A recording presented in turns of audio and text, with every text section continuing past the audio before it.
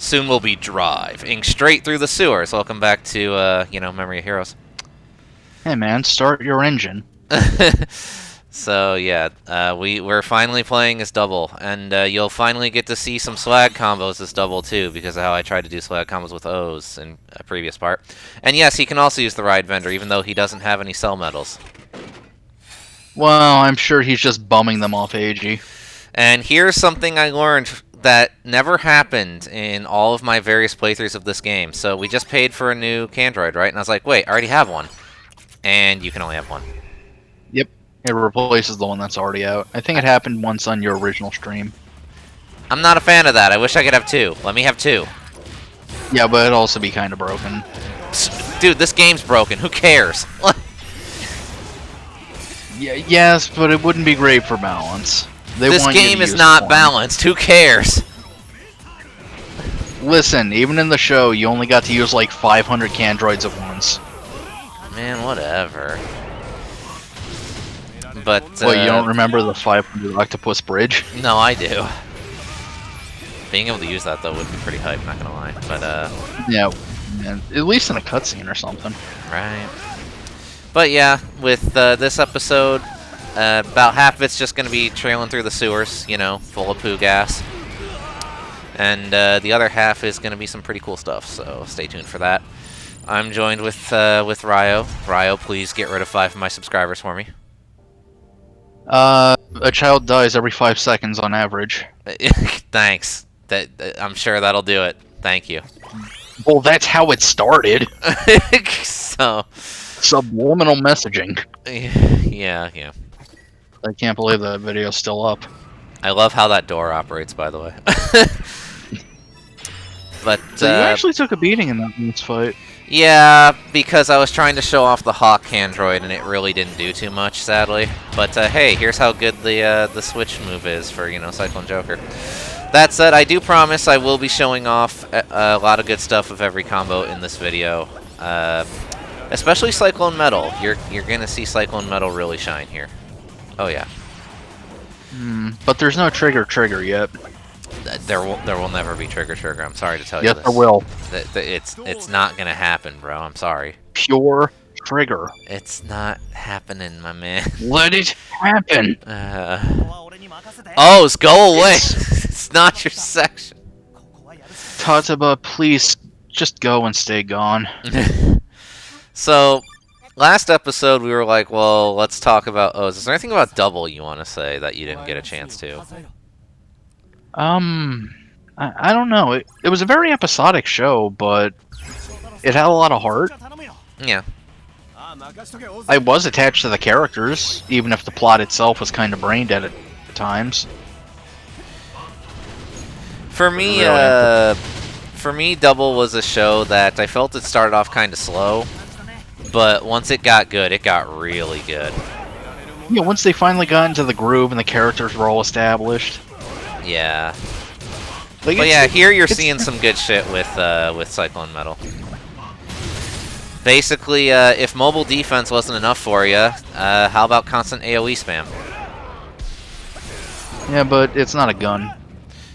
Yeah, but it's the best. It's one of the best combos in the game, though. Eh. Anyway, back to Double. It was definitely rough early on because Shoe Girl was way less tolerable in the first few episodes. Yeah, Akiko was really obnoxious. I actively hated her at the start. Yeah. But then she got character development, and it was nice. Yeah, and then she just kind of blended into the background. I mean, I still love the moment where she told off Claydol for being a bitch. That was nice. I love it. It's like, how are you this unaware? How are you so stupid? You know they're just gonna kill you too, right? And yes, we did specifically need to go down the stairs, otherwise this wouldn't trigger. Also, check this out. As you do. The end. I was not exaggerating when I said that was the best switch move in the game. It really is. Don't mess with the Winds of Futo. Unless you're Eternal, apparently, because then that means you love it. Yeah. God, I hate that movie. So yeah, level 4, we can now get the second upgrade for any form we want, but no upgrade. You could, sorry. but... Yeah. Anyway, oh! Look, if you were using any form Batatsuba, I might switch you in and use you. Well, they always tag in on base form, so... I know, but I hate it. But who are they talking to? The wall. It's pretty garish. Alright, wall. Check out how this control panel works. Same as every other control panel in an early PS2 game. Right. But yeah, no, when it comes to comparing Double and OOO, I've noticed a lot of fans... It's weird. The shows are only very loosely connected, but fans tend to, like, tie them together, so to speak, right? That's kind of strange to me. Yeah, like, for me, though, like, if we were to compare the two, personally, I say Double is, like, a better overall package, right? But if we're talking purely, like, characters, their personalities, how they play off each other, their development, stuff like that, I would say OOO is the superior show. Predominantly for Onk and Eiji. I mean, those two are the stars. It's a really good dynamic. I mean, Shotaro and Philip got it, but they don't change that much over the course of the show. It's full-on episodic. Yeah. Goto was also Plus, you know, OOO gets the... Gato was fine, but then he gets tied down with Date, and... Who? I don't know. I don't know who this date person you're talking about is. What? Well, the guy who was really unlikable. Anyway, here's the robot dude. He's a lot easier to deal with when you have double and form switching and stuff. And you're also in a big wide open area, and you also have a Candroid that causes confusion. A lot easier. But it's not a T-Rex, so... We'll figure that out later. It's kind of sad that Double didn't actually have a real plot. I mean, it did. There was the whole Sonozaki family and Gaia Impact and all that stuff. Well, they're the ones I'm saying were horribly flawed. Like, Weather seemed to be the only one that made some sense straight through, and even then his relation to the Sonozaki family made no sense. Yeah. I have a crush on this serial killer. He has such a brilliant, druggy mind. What? It's just so baffling. And then once he's put down, it's just nothing the family does makes any sense. One thing I will say Double was inconsistent about was power scaling. Because, like, you mentioned Weather. I remember there was only, like, one scene where he actually utilized his powers to, like, their theoretical fullest. Yeah, like, straight up tornadoes, just casually. Like, not only that, but also, like, trapping Excel in, like, a water bubble and threatening to drown him. Like, that was hardcore. Yeah, flash freezing stuff, calling down lightning storms. Realistically, it should be one of the strongest memories. Yeah. But yeah, now we're fighting Tortoise Yummy. He's a lot easier than before. Oh, so. He was the warm-up boss. So... yeah, he's been demoted to normal-ass enemy, just like Magma Dopant. I do want to be fair to Double, though, because OOO also had a really stupid final boss that made no sense. I mean, I'd say Maki earned it more than what Utopia did. Yes, but he still didn't make any sense is my problem. I mean, there's really not much to him. He's just a dude who felt emptiness, and thus he wanted the world to be dead. You know? He wanted it to cease to be, just because. Yeah, man. Nihilism. It's stupid. Also, he was filled with the spirit of Bob Marley for some reason. That was weird. Yeah, like, Bob Marley. Like, why? Oh no, my doll fell onto the sand in the water. Bob Marley! I don't... huh? I looked, I don't know what that... I'm not even sure if that's an in-joke or something. It probably is. It's probably an in-joke amongst the staff more than anything. Dude, can you imagine if Shotaro just randomly shouted, "Bob Ross!" and they just walked out? I mean, considering his actor's a pretty good artist, I'd believe it. Well, that's the actor and not the character. Just saying, though. Go away, Tataba. But don't you love Tataba? No, I hate it. I really, really don't like it. But like, it's used every single episode. Even So when using other metals would make more sense. It gets a pass in the show, but here it's just. I already complained about it.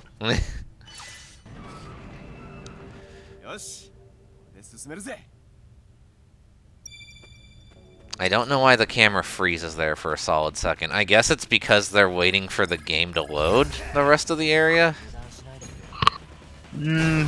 But things usually load pretty quickly in this. Yeah.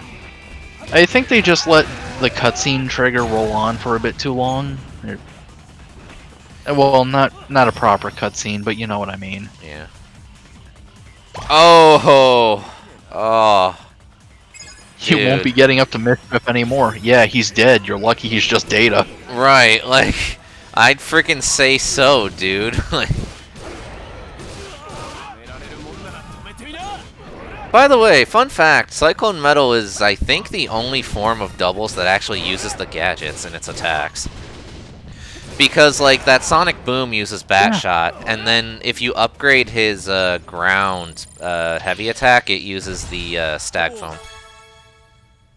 Huh. Yeah, it's pretty neat. Odd that they didn't do that in the show. No, they did, but, like, once. You mean the one time this form... I don't remember them using the gadgets to attack like that. Oh, they did, yeah. It was, like, one time, but they did. Huh.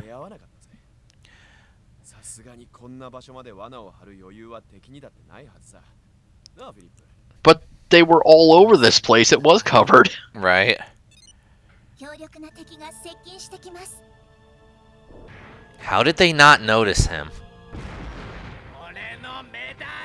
He's very light on his feet. I guess so, but yeah.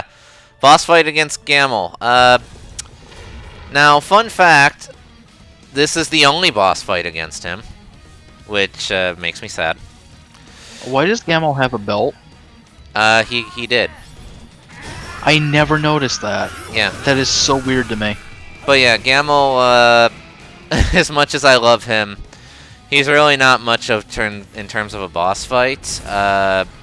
He only has one move that's really threatening, and it's threatening for a reason you might not, you know, fully understand. Because it's kind of game fuckery. Like, I don't remember if he does it during this boss fight, but if he does, I will try to explain. Well, so. Not that he wasn't that dangerous in the show either, because he was so predictable. Yeah. He never uses his gravity powers. It's always just Oz who does. Well, he does use his gravity powers in this boss fight, right here. Tink. Yep.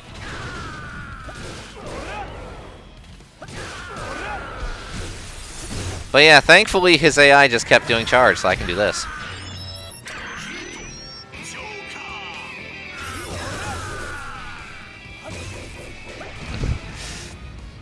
Oh no, he's angry. Yeah, is he gonna do the one move? I honestly don't remember. Nah, it doesn't look like it. Okay, cool.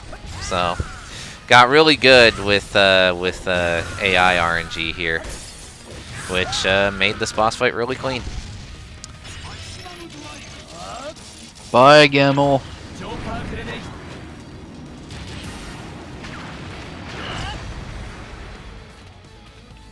Doesn't even explode, just flops to the ground. Well, that's not enough to actually kill him. And, Right. you know, But anyway, for those curious, I'll explain what that move is. There's this move where he stomps the ground and causes pillars to rise around the arena, right? Here's the thing that'll really mess you up about that attack, alright? And it's because of the way they programmed it, and it's stupid. Basically, the hurt box for the stomp comes out like a full second before he actually stomps the ground. That's weird. So, like, you see a move like that, and your brain is like, oh, I'll just jump when he's going to stomp, right? And I'll dodge it. So you wait for him to stomp, and then you get hit, and you're like, what the fuck just hit me? And it turns out it's because the hurt box just shoots out before he actually stomps his foot. I mean, it is something he could technically do, but like... Yeah. But now we can return to Monkey. No, it's Gorilla. Monkey. Gorillas are the apex.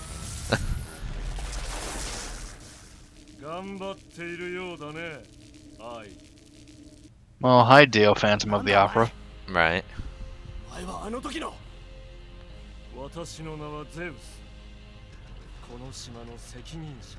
So, yep.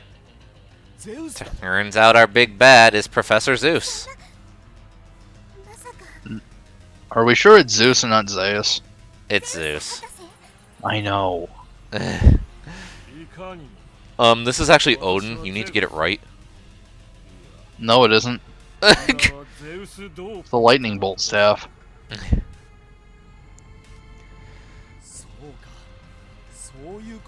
So yeah, he's about to explain his evil plan to us. And we learn that he is a dopant, so he is directly tied to Double. God, I wish every time Foundation X came up, people just laughed. Right? Might as well.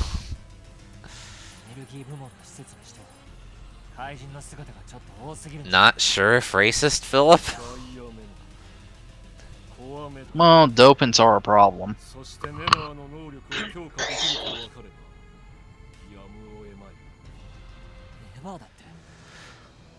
Yep, and that's a name that got dropped. Never. As in, never watch the Eternal movie. Never, ever. Yeah. Also, what the... Like, how the hell do you strengthen Never? It's a zombie serum. With core energy. Like, what is there to do with it? It's not like their bodies were indestructible. They just, you know, came back from death.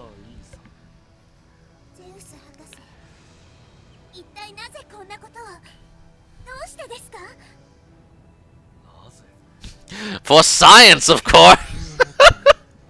Oh, it makes sense.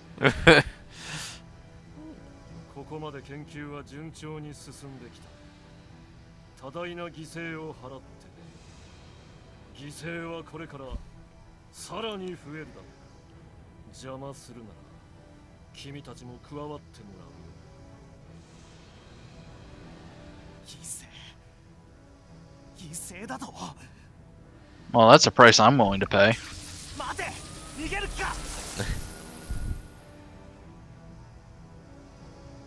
You know, one thing that is weird is at the very beginning of the game, Zeus showed initiative by killing 0-1 and then attempting to kill Double, right? And then here he's just like, ha, I'm the big bad, bye now.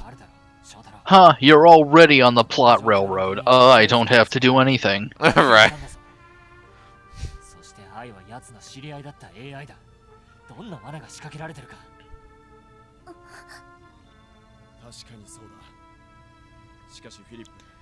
And here Sotaro actually raises a good point, you know? How do you know he's not, like, lying?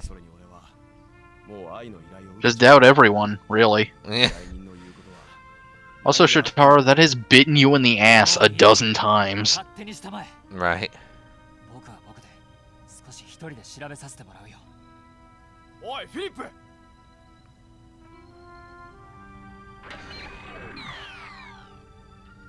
And this is why you should have been leveling Joker, because now Philip is out of the party, so we can't be Double anymore.